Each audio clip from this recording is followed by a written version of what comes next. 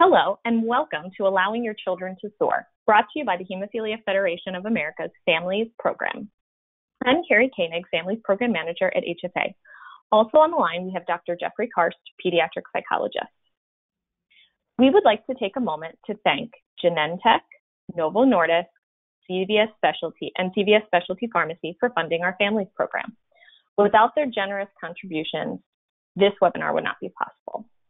Today's presentation is Allowing Your Children to Soar. We have an extremely knowledgeable speaker, Dr. Jeffrey Karst.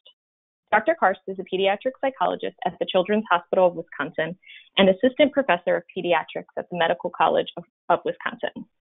He has spent the past decade researching the parent-child relationship and the impact this dynamic has on both developmental and medical concerns in children. In his clinical work with the Comprehensive Center for Bleeding Disorders at the Blood Center of Wisconsin, Dr. Karst works with children and their caregivers to help address social and emotional barriers to successful adjustment, coping, and disease self-management. Within this endeavor, he most enjoys getting to better understand each family's unique set of values, relationships, and communication styles. It is his belief that identifying the strengths of children and their families is essential to fostering growth and promoting physical and mental health. We just want to remind everyone as well that this webinar is for educational purposes only and is not intended to be construed as medical advice or the official opinion position of HFA, its staff, or its board of directors. Attendees are strongly encouraged to discuss their own medical treatment with their healthcare providers. And with that, we can get started with our webinar. Dr. Karst, I'll let you take it from here. Excellent. Well, thank you, Carrie, and thank you to all of those who are joining us. So as Carrie mentioned, the title of this talk is Allowing Your Children to Soar. And really what I want to do is go kind of through four main points. The first being, what does the development of independence look like in children? What is this process like? And how can you actually see this play out in your own family? Then I'll talk about the importance of supporting that process, which can be really challenging for parents. We often face ourselves wanting our children to stay young, wanting them to stay under our control. And at the same time, we know that supporting their growth and building their autonomy is really important. And this couldn't be more true than it is in children with a chronic illness like hemophilia or other bleeding disorders. So we'll then talk about what we know about the transition of care in hemophilia and what this can look like for families, when this goes well, when this doesn't go well, and what the outcomes are. And finally, I'll wrap up and conclude with some practical implications for parents and caregivers, talk about some things that you can do as a parent to help support your child through this process. First, my own disclaimer, and I use a quote from Jim Gaskin, who said that being a dad is the most important thing I will ever fail at. And this could certainly not be more true. When I talk to families in our clinic, I often am using the phrase, as a psychologist, I'm telling you this, but as a parent, I understand that recognizing that the things that we know from both a clinical and a research standpoint about building autonomy and parenting more broadly are things that are often challenging in the practical setting as a parent. So throughout all of this, I will acknowledge that some of these things that we'll discuss and recommend are easier said than done, but that doesn't mean that they're not important or worthwhile goals or aspirations to reach for. So now let's talk about the development of independence and what this looks like in children and what this might look like for your child. And when we think about what independence is, I think it's actually most helpful to talk through some of the things that independence is not. One of the most common questions that I'm asked by people that I see in our clinic, and especially by parents, is, when should my child do this? When should my child self-infuse? Or when should my child schedule their own appointments? When is it appropriate for them to be the only one in the room with their doctor and nurse? And when we think about independence more broadly in terms of adolescent and childhood development, this is really challenging because there really isn't a good answer for that.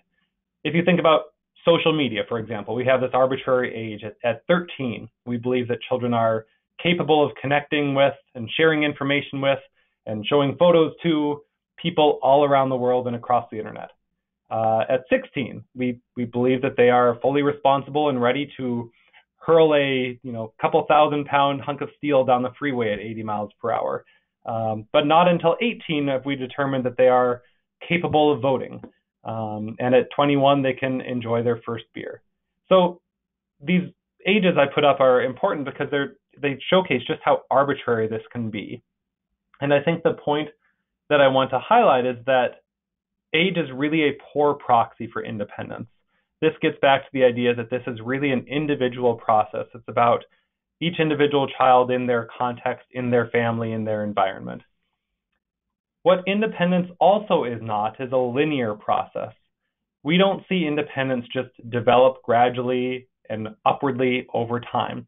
Instead, what we see with independence is it's a little bit of 2 steps forward, 1 step back. In fact, sometimes we'll see regression in independence. Parents are often amazed that their 8-year-old, who is fully capable of getting ready in the morning and being ready for school on time, at 9 suddenly can't be dragged out of bed and have to be reminded and told to brush their teeth and wash their face before they go to school. But this is actually quite common. It's very frequently seen that independence will develop in spurts and have increases in growth, and then children will take a step back as they work on other tasks of their development or have other things that they are focusing on in their own life. Another thing that independence is not is simply the belief that one is independent. And I think of my own daughter in this case, who is strongly independent and likes to believe that she can do everything on her own. But when you break down the things that she believes herself capable of, there's actually a lot of steps along the way where she needs help or asks for assistance or might need a little bit of support. And yet at the end of this process, when we get to the end of the task or the end of the thing that she's working on, she still very much believes that she has done said thing all on her own. And I think this is actually quite common in children. And what we see is that just believing that one is independent, just kind of having the notion that one is independent is not sufficient. What independence actually is a process. It's not simply a destination. And it's a process that, and I think the 3 main things to consider are, it is specific to the person. So independence is something that is very specific to your child. And that's not just to the family. There can be different children within the same family, with the same parents who have in theory been raised in very much the same way, who might have very different levels or readiness for independence at different ages. It's really a product of your child's personality and temperament and developmental readiness. Independence is also very specific to the environment. The context is incredibly important.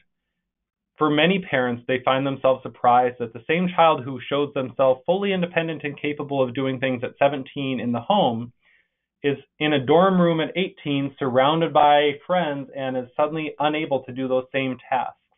So that context, that environment, is a really important piece of independence as well. Finally, independence is specific to the challenge.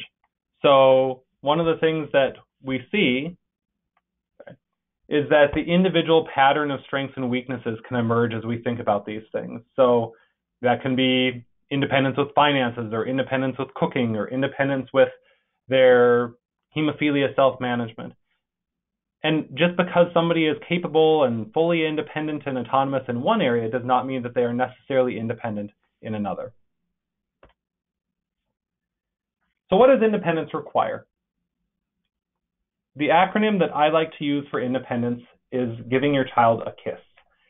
And the K in that acronym refers to knowledge. The first thing that independence requires is knowledge of that domain or of that topic. So with hemophilia, it's about knowing about blood disorders and knowing about their specific diagnosis. But I think the even more important thing with knowledge is self-awareness. It's knowledge of oneself, knowledge of what your own strengths and weaknesses are, and knowledge of what you might still need help with.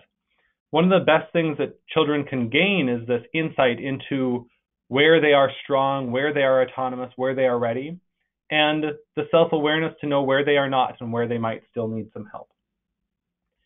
Independence also requires incentive. In early childhood, this refers to the behavioral system of using rewards and consequences to reward good behavior and increase good behavior, and the consequences you put forth to decrease negative behavior. However, as we move along from childhood to adolescence to young adulthood, this requires the incentive to be more internal or intrinsic. This is about developing self-motivation to manage a chronic illness or simply to take care of oneself appropriately. And so the process of independence is really about moving from a system of parental rewards and consequences to something that's more internally driven for oneself. Next, and I think this is one that people often think about, is that independence requires skill. One important aspect of skill, beyond simply the ability to self-infuse from a skill standpoint or have the right motor skills or language skills, is what we call executive functioning.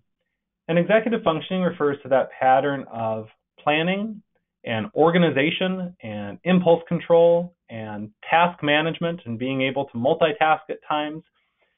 And all of those aspects fall under this broad umbrella of executive functioning. And it really allows a child to self-manage their illness and take care of themselves in the broader context of the world, because it isn't ever occurring simply in a vacuum. The real skill of self-management, and truthfully the real skill of independence, is being able to complete tasks while everything else in life is going on. The other important thing with skill to consider is one that we know from sports is practice, practice, practice, and practice makes perfect. Like all things, like all goals that one might want to reach, independence is itself a skill that requires practice, and it's something that parents can play a big role in supporting. Finally, we get to that last idea of support. One of the primary roles that you have as a caregiver is to build competence and confidence in your children, to help them practice, to provide the right type of support. And it can seem a little counterintuitive that a piece of independence is actually providing support. But developmental psychology literature tells us that one of the most important things caregivers can do is what is known as scaffolding. And this refers to the process of building up support systems for your child that allow them to achieve higher and higher goals. It's assisting them with a lot of a process and then gradually reducing the amount of assistance or support that you give them over time. And in doing so, you not only help your child build independence, but they start to gain confidence in their own abilities, which is in and of itself a huge component of being independent. So why does this matter? Why is it important to build independence and to build autonomy in your child? Well, you have a lot of jobs as a parent or as a caregiver. There's a lot of things that you may be trying to do. When I ask parents kind of this very open-ended question, what is your job as a parent? What's the thing you're supposed to be doing? And frankly, I ask myself this a lot as a parent. Well, it's, a lot of different things. You're trying to ensure that your child is kind and a good person to others. Of course, I think especially for children with a chronic illness, you want them to be healthy. You want them to be safe. You want them to take care of their bodies, and you want others to be cognizant of the importance of taking care of them. A lot of people emphasize they just want their child to be happy, no matter what direction they go in life, no matter what they're doing. They want them to have joy. They want them to feel good about themselves and about their world and about their life. We also often think of success, whatever that measure may be, whether it's in music or academics or sports.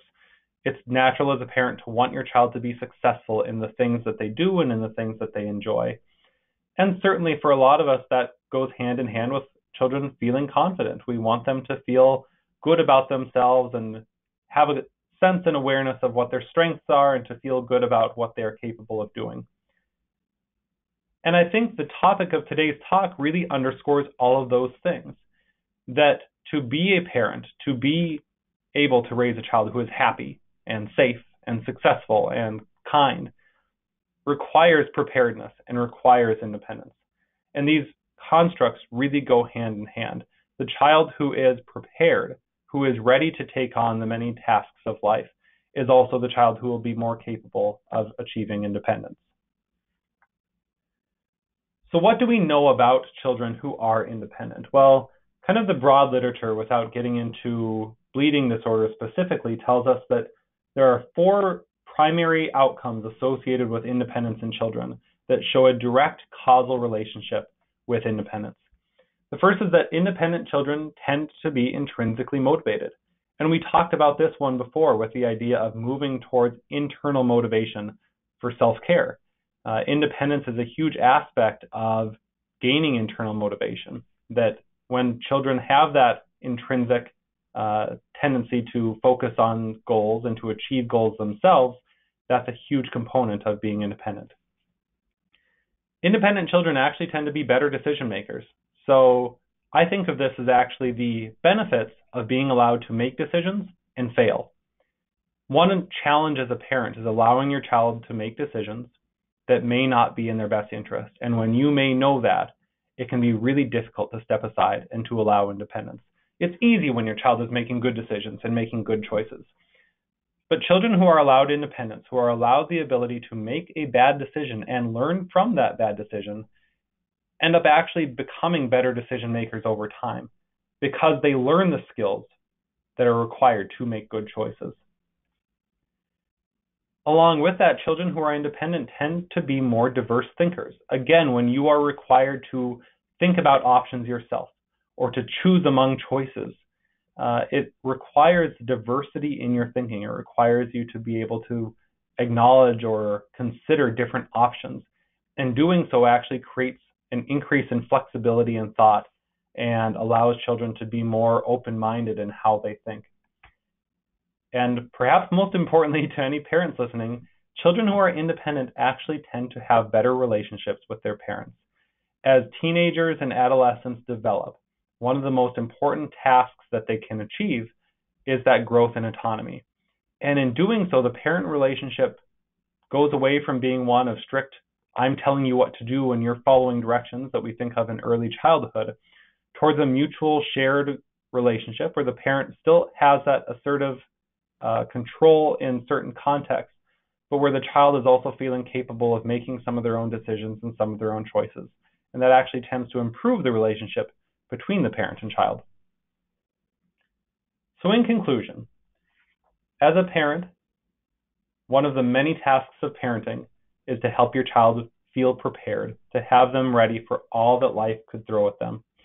And that preparedness is really associated with independence and allowing them independence throughout their childhood and throughout their adolescence will allow them to be more prepared and to be more ready for the big world out there that they will face in young adulthood. And drawing on my deepest vocabulary, that's a good thing. The independent child, the prepared child, is going to be more successful. They're going to be more diverse in their thinking. They're going to potentially have better decision-making skills and likely have a better relationship with their caregivers in adulthood. So that all sounds great, right? And if it were only this easy to develop independence in children. But your child has a lot of other tasks along with developing independence. They're trying to figure out school and academics and getting through high school and choosing a college or going into the workforce and where should they go and do they need scholarships and how are they going to pay for this? They're trying to maintain that social environment and connect with friends and figure out exactly what social group they fit in with and what social group fits them. Children and adolescents are also trying to navigate the difference between right and wrong and develop their own moral and ethical decision-making processes and skills. And finally, as a true cliche, they're trying to figure out who they are. That is one of the tasks that comes up in adolescence, is children trying to determine what their life is and who they are going to be as they become adults. And what we see in the specific context of children dealing with a chronic illness is there is even more demands and even more being asked of children. So certainly we know that there's more demands on the child with a chronic illness. There's that treatment or the prevention of symptoms. There's missed school due to illness and doctor's visits. There's the tasks required for successful self-management that many other children don't have to worry about. So there's a lot of additional demands on the child simply from having a chronic illness. And as any parents or caregivers attending this webinar would know, there's more demands on the parent. There's the worry and concern that you might hold around and walk around with every day about your child. There's the responsibility of caring for and coordinating appointments and taking care of, ordering medications and having everything done on time. There's also the missed work and appointments to set up and all of that kind of stuff that parents are required to do. And chronic illness also tends to change the parent-child relationship. It can, in some ways, draw children and parents closer as they have to work as a team to successfully manage their chronic illness, but it can also push them apart as the increased demands cause greater stress and push a higher stakes on the relationship and on those tasks. And a chronic illness can make it more difficult as a parent to let your child fail. So like I talked about a little bit ago, that idea that independence requires allowing your child to make mistakes. Well, that's easy if the mistake they're making is a mistake on their homework.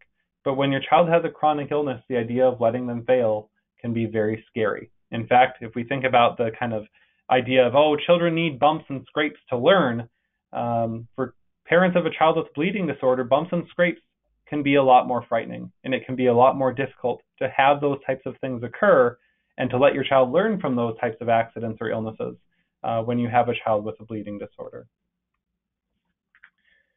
So what do we know about children with hemophilia and the development of independence? Well, one of the most interesting and striking findings in the research came out a little over 10 years ago. And Garrity and her colleagues found that 90% of children up until 12 years old had extremely strong adherence to their prophylactic medications. So about, again, 9 out of 10 children showed either high or very high adherence with their medication. In adolescence, between 13 and 18, this dropped to just over 50%. And then in young adulthood, it dropped to about a third, or about 36% of young adults showing good adherence to their prophylaxis. And I think that this is very striking as we see that while we would think that independence and autonomy would be a good thing for self-management, as that parental support begins to be withdrawn, it is not necessarily the case that children were taking on these tasks on their own. So why might this be? Well, another group of researchers surveyed a little over 100 adolescents and found that a quarter of the people that they surveyed didn't even know whether they were being treated with prophylaxis. They didn't either know what that term meant or didn't know whether that was the medication that they were receiving. And only about 30% reported that when they had a bleeding episode, they were treated within the recommended time period. So not only was the education subpar, but very few were actually following through with the appropriate medical recommendations.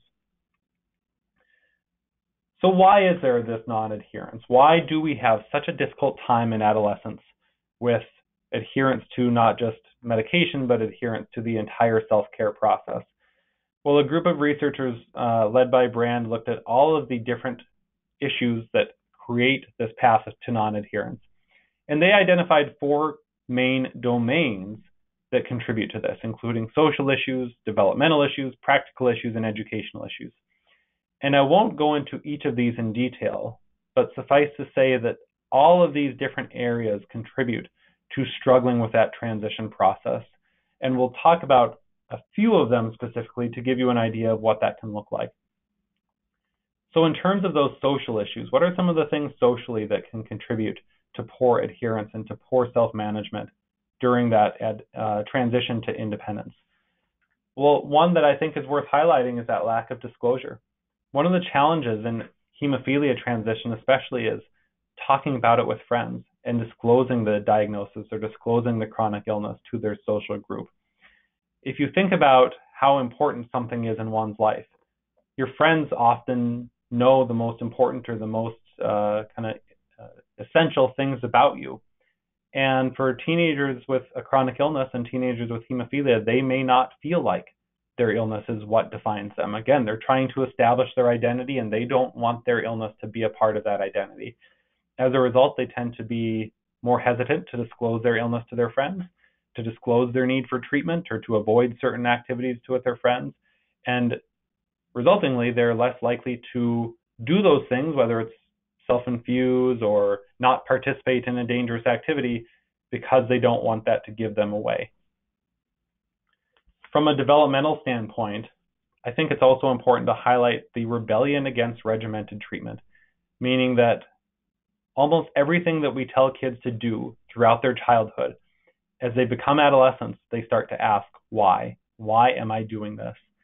And in hemophilia, this can be challenging because prophylactic medication is often good at preventing something from happening. And so many teens will take on the tack that they do with a seatbelt and say, well, I didn't wear my seatbelt and I was fine.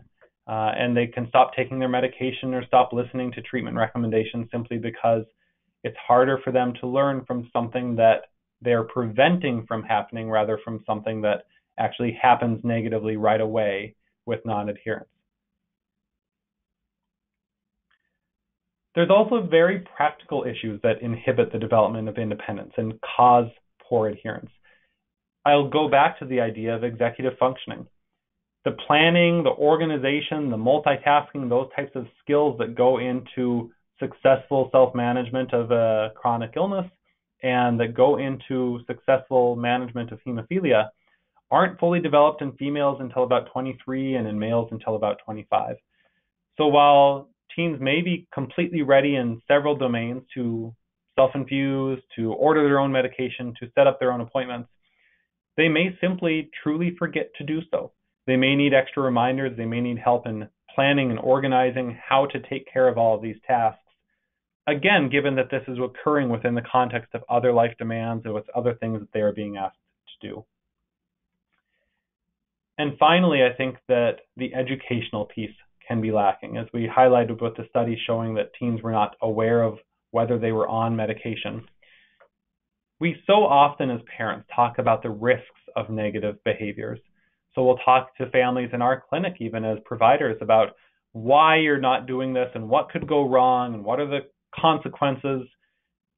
We rarely highlight the benefits, and teens and most people respond better to talking about positives. So I think it's something to consider as caregivers as we work towards independence, talking about the benefits of adherence and talking about the good things that can come from positive and successful illness self-management and from successful development of independence with these skills. When this happens successfully, what we do know is that it is very much a process, not a one-time event. In fact, a recent study showed that achievement of true self-management in hemophilia happened over a period of almost 10 years. And there was a lot of steps along the way, from achieving self-infusion to independence in self-infusion, communication with the medical team, ordering medications, all of those different aspects of successful self-management. And this can be daunting for parents. It can be challenging to think that this is actually a decade-long process of building independence that starts relatively early in childhood and lasts up until the middle years of their young adulthood. But if you can successfully start that process early, then you can get these things accomplished in a nice, orderly fashion. And you allow then your child the chance to actually learn from their mistakes while they are still in your environment. What can be one of the most frightening things for parents is sending an 18-year-old off into the work world or into college or university, and they haven't begun working on these things. And so the earlier you can start, the earlier that these things can be taught and developed, and the earlier you can start to give that independence, the more likely this process is to be successful. And there are a lot of resources there to help you. So the Hemophilia Federation has on our website the Off to College Toolkit. There's also toolkits and guidelines available from other organizations that are out there that will help with promoting independence and help you guide through what are the steps required to successfully develop independence specific to management of hemophilia and other bleeding disorders. There's also a set of transition tasks that has been published by researchers about 5 or 6 years ago that talks about both medical and psychosocial aspects of managing and transitioning care of hemophilia. And what I like about this set of tasks is that it actually starts in infancy. So it can be challenging to think of, even in the first year of life, how can I talk about successfully transitioning my child? Okay, so I have an 8-month-old. How am I going to transition their hemophilia care? That may not be at the top of your list. But those lessons that children learn early, even if they are unable to themselves articulate those things are very important. Things like emphasizing the normalcy of hemophilia and the normalcy of having a chronic illness. Those early lessons can be carried throughout life and can be a huge key component of successful development of independence. There's also a readiness checklist available from the Canadian Hemophilia Society, and all of those resources are very helpful. They're very in-depth, they're very detailed, and that is both a blessing to you as a parent, but it can also be a curse. Because what teenagers were in the media for relatively recently was eating Tide Pods. So here you are trying to go through all of these tasks, things like know what information about his medical condition to share with relatives, friends, employers, coworkers, and healthcare professionals.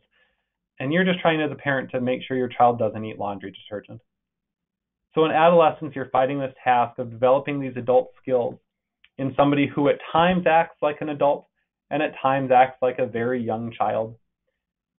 And a chronic illness, again, can make this process even harder because you have so much to accomplish.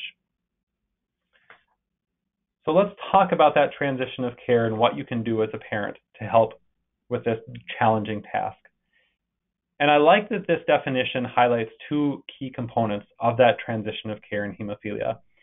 So Young states that the transition of care can be thought of as the developmental changes in disease management resulting from the combination of the natural medical history of the disorder, the cognitive and social development of the child with the disorder, and the psychosocial dynamics of the family setting. And I want to highlight two main components of this definition. The social development of the child. It isn't just your teen or your young adult who's gaining independence.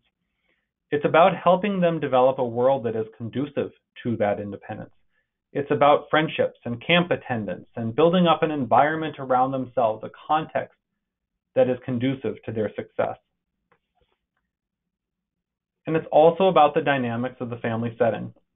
It's about resolving conflicts, respecting boundaries, promoting honesty, again, creating an environment within the family that can help build a successful transition process. So some specific pieces of advice that can help you along this path. The first, which we already discussed briefly, is to start early. When children are more socially engaged, more open-minded in early childhood, it can actually be easier to start to teach a lot of these tasks and reinforce a lot of these messages. Put more simply, you want to make sure you talk to them before they stop listening to you. Another important component of this is to teach self-advocacy skills, helping your teen ask questions and challenge ideas when they want to do so, and giving them the skills and giving them the autonomy to advocate for themselves as they need to do, whether that's in the doctor's office or at school or in the workplace. Helping your child learn to stand up for themselves and promote their own self-interest can actually be a very important part of developing their independence. One way to help with this communication and with this self-advocacy is to use what's called motivation-focused communication. And this refers to a process of communication where teens are encouraged to acknowledge and be sensitive to the ideas of others, and adults similarly are sensitive to their teen's own perspective and ideas. And rather than being dismissing or throwing that away or ideas away of the teen, to truly be understanding and to try to consider their own viewpoints. It also means providing teens with choices and involving them as much as possible in every step of their self-care. And in involving them in that process and providing them with some say helps them understand that they are eventually going to be taking on more and more of that themselves. And showing compassion towards your teen and providing non-judgmental feedback. Most children want to be successful in their self-management. Their behaviors at times may speak otherwise, and that can be incredibly scary and incredibly frustrating as a parent. But what's important is to try to figure out why in a non-judgmental way, to come from a curious rather than a judgmental standpoint. As an example of this, if you find out that your young child played tackle football at recess and you're upset because you know that that would put him at risk of developing a life-threatening or serious bleed, it would be easy to go on the attack and to get very upset and to ask, why did they do this? What's wrong with them? Do you know what could have happened? And again, to take that very negative and at times even condescending approach. And we are certainly, as providers, guilty of doing this as well. A more successful approach can be asking, why did this happen and what allowed this to happen from an understanding standpoint? What can you do next time? What made it hard to say no when your friends asked you to play football? Trying to figure out what it is that's behind poor decisions rather than just why did your teen make them and what's wrong with them, thinking about what's wrong with the decision process. Another important point or component of successful transition care is breaking down tasks into small steps. When you think about hemophilia self-management, it can be overwhelming for children to take on. And whether it's self-infusion or any other aspect of the self-management process, thinking of taking on small steps and allowing then your child to have success in those steps is incredibly important. In fact, one of the most helpful things for children can be simply placing a phone call to their hemophilia treatment center. And that may seem like a very ridiculous thing for children who often have phones at an early age and are using these things, very independently.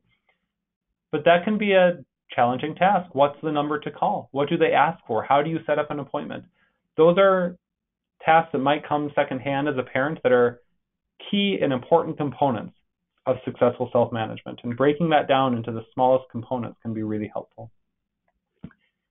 Along with that, it's important as a parent to be realistic and to start small. Find the most straightforward, smallest tasks that your child can take on, and from an early age, involve them. Have them take notes during their doctor's visit. Have them participate in logging any bleeds or any events that happen. The more they can take on some of those smaller tasks, the more they will be ready for the bigger tasks that come later on in adolescence. And in addition, think about your individual child. Capitalize on their strengths and help provide more support to the areas where they struggle. And remember that if you have multiple children with chronic illness or with bleeding disorders, they may approach different problems at different ages and may be ready for independence at different time points. And that's okay. And again, maintain reasonable expectations for the timeline. The transition to independence in hemophilia doesn't happen in a day. It doesn't happen in a month. It doesn't even happen in a year. Again, about a decade worth of time elapses between the start of transition care and the end. And this, I think, underlies the importance of starting early, of having reasonable expectations, and of having patience and understanding in how you allow this process to take place. Finally, I think it's important to highlight that fear-based teaching leads to a fight or flight response. That is, your teen is more likely to freeze up and refuse to do anything, or to just escape or avoid the development of independence tasks if you use a fear-based approach. Rather, like we talked about earlier, highlighting the benefits, highlighting the good things that your child is doing, highlighting the success that they have can be a really important component in successful transition to self-management skills. And along with that, remember to praise the little successes. Remember to reward them for the things that they do well. Even if they're making mistakes in multiple other domains, make sure to point out where they are doing things correctly. And this goes for independence more broadly, to talk about and to recognize the areas that they are capable of succeeding on their own will help give them the confidence and the sense of competence that they need to succeed in other domains. Conversely, expect mistakes. Your teen will have challenges. They will mess up. Use these mistakes as a learning opportunity and know that as your teen makes those mistakes, they are actually events that give them the potential to learn.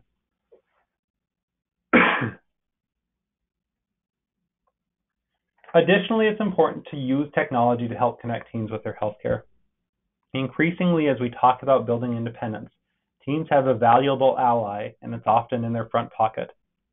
Whether it's finding apps that help log use of prophylactic medication or bleeds, or simply setting reminders on their phone, the use of technology to connect with other teens or to connect with their healthcare team or to self-manage their illness can be a very important and very meaningful thing for teens in terms of their independence and their illness self-management. Lastly, and perhaps most importantly, when teens are developing independence, this requires you as a parent, as a caregiver, to let go.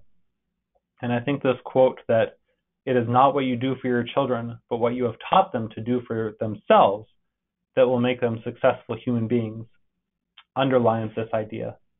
And letting go can be hard. So many of us still think of our even older children as very little and think about them as not being capable or ready for the tasks ahead. So obtain support for yourself. Talk to other parents that are going through the similar types of things. Know that it's okay to struggle with the idea of your teen or your young adult being independent or being on their own. Fight back against that urge to do things your way and recognize that your teen may have their own approach to solving problems or to managing their hemophilia or to dealing with independent tasks. And that's okay. As long as the outcome is successful, the process is not as important. And most importantly, know that your actions speak louder than your words. Teens are very cognizant of when you're looking over their shoulder and of when you trust them and believe in their ability to do things on their own. And they feed off of that belief. It is often a self-fulfilling prophecy. When parents and caregivers give their children the responsibility and the opportunity to be independent, they typically will respond in kind and reward you with increased autonomy. Finally, I'll highlight something from a very good book that I read recently. And in this outstanding book about how we can actually undermine our children's development inadvertently, the author states that the fundamental error in how we view the growth of children is that we see them as the only ones needing to grow, that we don't think about ourselves growing as well, and that this is really an inaccurate view of development in childhood, that a huge piece of children developing is ourselves developing.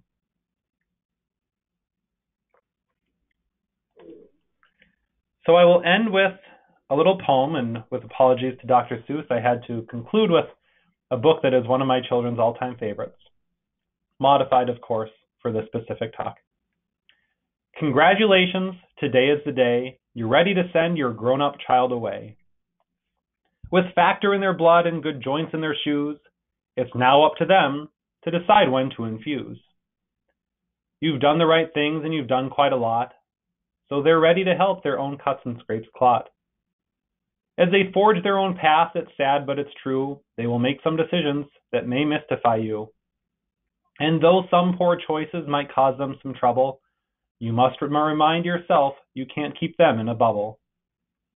For you, yes, you parent, have the hardest job of all, for you have lifted them up, and now you must let them fall. But don't you despair, no, you needn't not fear. Before long the right path will become increasingly clear.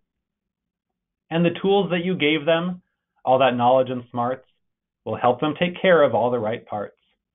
They'll call when they need to and infuse when it's time. Up Independence Mountain, they surely will climb.